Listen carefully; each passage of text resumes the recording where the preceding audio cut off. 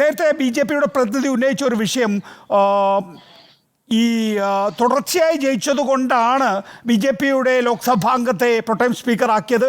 കൊടിക്കുന്നിൽ ഒരു തവണ തോറ്റിട്ടുണ്ട്, അങ്ങനെയാണ് പ്രൊട്ടൈം സ്പീക്കർ എന്ന കീഴ്വഴക്കം കൊടിക്കുന്നിൽ കിട്ടാതെ പോയത്. അങ്ങനെയുണ്ടോ? എന്റെ അറിവിൽ അങ്ങനെയില്ല.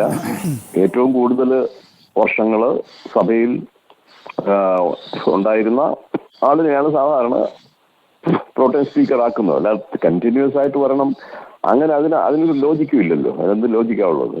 ഏറ്റവും കൂടുതൽ വർഷങ്ങള് സഭയിലുണ്ടായിരിക്കുക എന്നുള്ളതാണ്. അപ്പൊ അതുകൊണ്ട് തന്നെയല്ല, അങ്ങനെയുള്ള കേസുകൾ നേരത്തെ ഉണ്ടായിട്ടുണ്ടല്ലോ, ഈ ഇടയ്ക്ക് ബ്രേക്ക് വന്നയൊക്കെ ആളുകളൊക്കെ.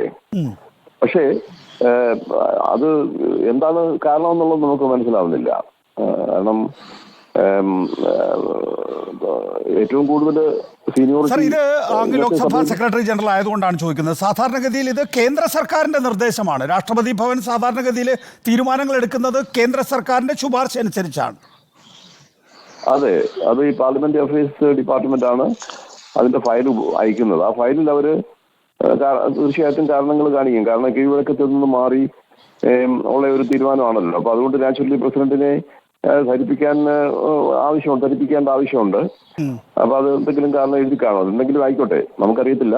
ആ ഫയല് എന്താണ് എന്നുള്ളത് നമുക്കറിയത്തില്ലല്ലോ. പക്ഷേ ഇപ്പൊ നമ്മുടെ ഈ കോളൻ ഷക്തറും അതുപോലെ തന്നെ ഈ പാർലമെന്റിന്റെ എല്ലാ ഈ പ്രധാനപ്പെട്ട അതോറിറ്റേറ്റീവ് ആയിട്ടുള്ള പുസ്തകങ്ങളിലൊക്കെയും തന്നെ ഏറ്റവും കൂടുതൽ വർഷങ്ങൾ സഭയിൽ സെർവ് ചെയ്തിട്ടുള്ള ഒരാളിനെയാണ് സാധാരണ പ്രോട്ടൈം സ്പീക്കർ ആയി വെക്കുന്നത്. ഈ പ്രോട്ടൈം സ്പീക്കർ എന്ന് പറഞ്ഞു കഴിഞ്ഞാൽ ടെമ്പററി ആയിട്ട് 2 ദിവസം, അതായത് പ്രത്യേകിച്ചും ഈ സത്യപ്രതിജ്ഞാ ചടങ്ങിൽ അദ്ദേഹത്തിന്റെ മുമ്പിലാണ് സത്യപ്രതിജ്ഞ ചെയ്യേണ്ടതെന്നാണ് ഭരണഘടന പറയുന്നത്. ആർട്ടിക്കിൾ 99 അത് നിർവഹിക്കുക എന്നുള്ളതാണ്. പിന്നെ സ്പീക്കറുടെ എലക്ഷൻ, ഇത്രയും മാത്രമേ ഉള്ളൂ ഒരു പ്രോട്ടൈം സ്പീക്കർക്ക് നിർവഹിക്കാനുള്ളത്. അല്ലാതെ അത് വലിയ ഭയങ്കരമായ ഒരു എന്തോ ഒരു കാര്യമൊന്നും അല്ലത്. അതെ, പക്ഷേ അങ്ങനെയാണെങ്കിൽ തന്നെയും ഇപ്പോൾ കഴിഞ്ഞ 2 ലോക്സഭ പോലെ അല്ലല്ലോ പുതിയ ലോക്സഭ എന്ന് പറയുന്നത്. ഇന്ത്യ ബ്ലോക്കിന് പ്രതിപക്ഷത്തിന് 240-ലേറെ അംഗങ്ങളുണ്ട്. ആദ്യത്തെ 2 ദിവസം നമുക്കറിയാവുന്നതുപോലെ സത്യപ്രതിജ്ഞാ ചടങ്ങുകളാണ്. 3-ാമത്തെ ദിവസം സ്പീക്കർ തെരഞ്ഞെടുപ്പാണ്. സ്പീക്കർ പദവി വേണമെന്ന് TDP ആവശ്യപ്പെട്ടതായി വാർത്തകളുണ്ടായിരുന്നു. പക്ഷേ BJP ആയിരിക്കും സ്പീക്കർ പദവിയിലേക്ക് തിരികെ എത്തുക എന്നുള്ളതാണ് ഇപ്പോൾ ലഭ്യമാകുന്ന വിവരങ്ങൾ. ഇതിനകം തന്നെ രാഹുൽ ഗാന്ധി പറഞ്ഞു കഴിഞ്ഞിട്ടുണ്ട്, ഞങ്ങളോട് ഇതിനകം ഒരു NDA സഖ്യകക്ഷി സംസാരിച്ചു തുടങ്ങിയിട്ടുണ്ട് എന്നുള്ളത്. ആ നിലയൊരു ആശങ്ക ആ ഘട്ടത്തിലുണ്ടായി. ഇപ്പോൾ സ്പീക്കർ പദവി അങ്ങേക്കറിയാവുന്നതുപോലെ തന്നെ ഒരു പ്രമേയമായിട്ടാണ് ലോക്സഭയിൽ അവതരിപ്പിക്കുക. ആ പ്രമേയത്തിൽ ഏതെങ്കിലും തരത്തിൽ ഈ പ്രൊട്ടൈം സ്പീക്കറിന് ഇടപെടാനുള്ള സാധ്യതകളുണ്ടോ? ആ നിലയിലുള്ള ആശങ്ക BJPയെ സംബന്ധിച്ചിടത്തോളം ഉണ്ടോ എന്നറിയാൻ വേണ്ടിയിട്ടാണ്. അതായത് ഇപ്പോൾ ഒരു ഒന്നാമത്തെ കാര്യം, സ്പീക്കറുടെ കാര്യത്തില് സാധാരണഗതിയിൽ ഉണ്ടാവുന്ന ഒരു കൺസെൻസസ് ആണ്. എല്ലാവരും കൂടെ ആലോചിച്ചിട്ടേ ഒരു കൺസെൻസസിന്റെ ബേസിസിൽ സ്പീക്കറുടെ ഇലക്ഷൻ സ്പീക്കറെ തെരഞ്ഞെടുക്കുക, അതാണ് സാധാരണ സംഭവിച്ചുകൊണ്ടിരിക്കുന്നത്. ഇപ്പൊ എനിക്ക് അറിഞ്ഞുകൂടാ എങ്ങനെയാണ് അവർ തീരുമാനിക്കുന്നത് എന്നുള്ളത്. അതല്ല എങ്കിൽ പിന്നെ വോട്ടിങ്ങിന് ഇടേണ്ടി വരും. അത് പ്രമേയങ്ങൾ അവതരിപ്പിക്കും. അങ്ങനെയാണെങ്കിൽ റൂളിംഗ് പാർട്ടി, അതായത് ഭരണകക്ഷി ഒരാളിന്റെ പേര് വെച്ച് ഒരു പ്രമേയം അവതരിപ്പിക്കും. പ്രതിപക്ഷത്ത് അവരുടെ ആരെങ്കിലും ഒരു കാൻഡിഡേറ്റ് കാണും, അങ്ങനെ അവർ അവതരിപ്പിക്കും. അത് ഏറ്റവും അപ്പോൾ ഓരോ പ്രമേയം ഇങ്ങനെ വോട്ടിനിടും. അത് ഗവൺമെന്റിന്റെ പ്രമേയമാണ്. ഈ ഇൻ പോയിന്റ് ഓഫ് ടൈം ആദ്യം വന്നുവെങ്കിൽ അത് ആദ്യം ഇടും. അതിട്ട് കഴിഞ്ഞ് അതിന്റെ വോട്ട് നടത്തി കഴിഞ്ഞ് ജയിച്ചു കഴിഞ്ഞാൽ പിന്നെ മറ്റ് ഇടേണ്ട ആവശ്യമേ വരത്തില്ല. ഇങ്ങനെയാണ്, വളരെ സിമ്പിളായ ഒരു പ്രോസസ്സാണത്. അവിടെയെങ്ങും ഒന്നും ചെയ്യാൻ പറ്റത്തില്ല. പിന്നെ ഈ പ്രമേയം എഴുതി കൊടുക്കുമ്പോൾ, പ്രമേയം എന്ന് പറയുമ്പം അതിന് മോഷൻ എന്നാണ് ഇംഗ്ലീഷിൽ പറയുന്നത്. അത് റൂൾ അനുസരിച്ച് ശരിയാണോ ഇല്ലയോ എന്നുള്ളത് എക്സാമിൻ ചെയ്യേണ്ടത് സ്പീക്കറാണ്. സ്പീക്കർ അത് സ്വയം ചെയ്യുന്നില്ല, അത് സെക്രട്ടേറിയറ്റ് ആണ്, സെക്രട്ടറി ജനറൽ ആണ് അതിന്റെ അഡ്വൈസ് കൊടുക്കുന്നത് സ്പീക്കർക്ക്. അതായത് ഈ മോഷൻ അല്ലെങ്കിൽ ഈ പ്രമേയം റൂൾസ് അനുസരിച്ച് ശരിയാണ്, വാലിഡാണ് എന്ന് പറഞ്ഞ് സ്പീക്കറുടെ മുമ്പിൽ ആ ഫയൽ കൊടുക്കുന്നത് സെക്രട്ടറി ജനറലാണ്. അപ്പൊ അത് കണ്ടു കഴിഞ്ഞാൽ അദ്ദേഹം അത് ഒപ്പിടിക്കുന്നു, ആ പ്രമേയം അഡ്മിറ്റ് ചെയ്യുന്നു. ഈ അഡ്മിറ്റ് ചെയ്യുന്ന ആ ഒരു നടപടി മാത്രമേ സ്പീക്കർക്ക് അവിടെ ചെയ്യേണ്ട കാര്യമുള്ളൂ. പിന്നെ അത് ഹൗസിൽ വന്നത് വോട്ട് അത് ഇടുകയാണ്, അത് അവതരിപ്പിക്കുകയാണ്, അത് വോട്ടിലിടുന്നു, സഭ തീരുമാനിക്കുന്നു. ഇത്രയേ ഉള്ളൂ ഇതിന്റെ പ്രോസസ്സ് എന്ന് പറയുന്നത്. അല്ലാതെ ഈ പ്രോട്ടേം സ്പീക്കർക്ക് വേറെ വലിയ ഭാരിച്ച ഉത്തരവാദിത്തങ്ങളൊന്നുമില്ല. ഈ സത്യപ്രതിജ്ഞയ്ക്ക് അതും സത്യപ്രതിജ്ഞ ചെയ്യിക്കുകയല്ല, സത്യപ്രതിജ്ഞ ചെയ്യുന്നത് ഇദ്ദേഹത്തിന്റെ മുമ്പിലായിരിക്കണമെന്നാണ്.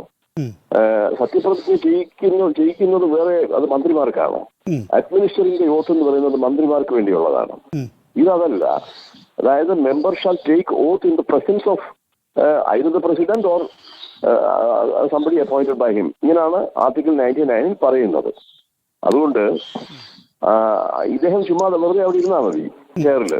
ഈ 56 സാർ ഇക്കാര്യത്തിൽ 56-ലും 77-ലും പ്രൊട്ടം സ്പീക്കറായ സീനിയോറിറ്റി മറികടന്നുകൊണ്ട് DN തിവാരി ആയിരുന്നു 77-ലൊക്കെ താങ്കൾ സഭയിൽ ഉണ്ടായിരുന്നല്ലോ.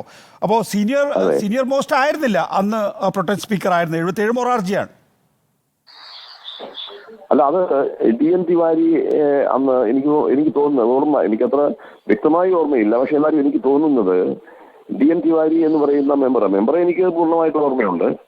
DN തിവാരി ഒരുപക്ഷെ എനിക്ക് തോന്നുന്നത് ജഗജീവൻ റാമിന്റെ പാർട്ടിയിൽ, അതായത് CFD, കോൺഗ്രസ് ഡെമോക്രസി എന്ന് പറഞ്ഞാണല്ലോ ജഗജീവൻ റാം മാറി വേറെ പാർട്ടി ഉണ്ടാക്കിയത്. അപ്പൊ ആ പാർട്ടിയില് ജനതാ പാർട്ടിയുടെ ഒരു അംഗമായിട്ട് അതിലൊരു കോൺസ്റ്റിറ്റ്യൂവന്റ് ആയിട്ട് നിന്ന അതിലൊരാളാണെന്ന് തോന്നി DN തിവാരി എന്നാണ് എനിക്ക് തോന്നുന്നത്. അയാൾ വലിയൊരു കോൺഗ്രസ്സുകാരനാണ്.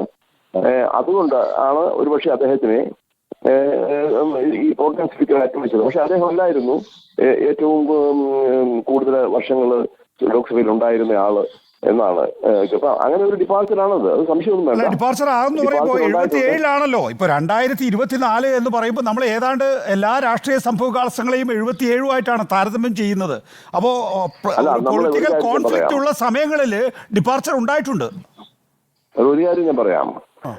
അതായത് ഈ കഴിഞ്ഞ 75 വർഷത്തിനിടയ്ക്ക് 56-ലും 77-ലും മാത്രമേ നമുക്ക് ചൂണ്ടിക്കാണിക്കാനുള്ളൂ ആ ഒരു ഡിപ്പാർച്ചർ ഉണ്ടായിരുന്നത്. ബാക്കിയുള്ള സമയങ്ങളെല്ലാം കീഴ്വഴക്കം അനുസരിച്ച് തന്നെ പൊയ്ക്കൊണ്ടിരുന്നു എന്നുള്ളതാണ്.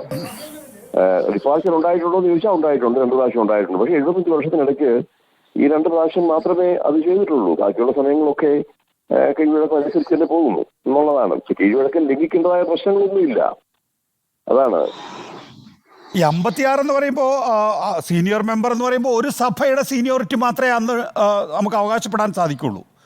പക്ഷേ 77-ലേക്ക് വരുമ്പോഴേക്കും കീഴ്വഴക്കം പ്രധാനപ്പെട്ടതായി, 24-ലേക്കൊക്കെ വരുമ്പോഴേക്കും അതിപ്രധാനമായി. കീഴ്വഴക്കം അതിനുശേഷം ഉണ്ടാക്കിയതാണല്ലോ. പക്ഷെ അന്നും ഈ Sardar Hukam Singh senior most member എന്ന് പറയാൻ പറ്റത്തില്ലായിരുന്നു. കാരണം ഈ പാർലമെന്റ് എന്ന് പറയുന്നത്, അതായത് കോൺസ്റ്റിറ്റ്യൂവന്റ് അസംബ്ലി പ്രൊവിഷണൽ പാർലമെന്റ് ആയിട്ട് മാറി, അത് കഴിഞ്ഞാണല്ലോ പിന്നെ ഇലക്ഷൻ ഒക്കെ നടക്കുന്നത്. അപ്പൊ അതിനകത്ത് മെമ്പേഴ്സും ഒക്കെ അവരുടെ സീനിയോറിറ്റി ഒക്കെ ഇതിനകത്ത് കൗണ്ട് ചെയ്യുമെന്ന് വെച്ചു. ശരി, അതെ. ഏതായാലും 2 തവണ കീഴ്വഴക്കത്തിൽ മാറ്റം ഉണ്ടായിട്ടുണ്ട് എന്നുള്ളതാണ്. 56-ലും 1970.